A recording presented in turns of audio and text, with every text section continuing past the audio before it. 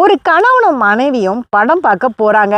அங்க படத்துல ஒரு மகன் தன்னுடைய வயதான தாயை போட்டு அடிக்கிற மாதிரி ஒரு காட்சி வருது. அந்த கணவன் அழ ஆரம்பிச்சிடுறாரு. மனைவி எதுக்கு அழுறீங்கன்னு கேட்கும்போது அந்த கணவன் சொல்றாரு, அந்த அம்மாவை பார்த்தா என்னுடைய அம்மா ஞாபகம் வருது. இந்த பையனை எவ்வளோ ஆசையா வளர்த்துருப்பாங்க, இப்படி போட்டு அடிக்கிறானே அப்படின்னு. அதுக்கு இந்த அம்மா, இது வெறும் சினிமா தானே, நடிப்பு தானே அப்படின்னு அவருக்கு ஆறுதல் சொல்றாங்க. 2 பேரும் படம் முடிஞ்ச உடனே வெளியே வந்து நடக்க ஆரம்பிக்கிறாங்க.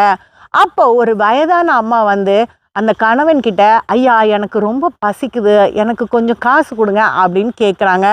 அப்போ இந்த கணவன் சொல்றாரு, அதெல்லாம் தர முடியாதுமா, நீ போ வேலை செஞ்சு சம்பாதிச்சுக்கோ அப்படின்னு சொல்றாரு.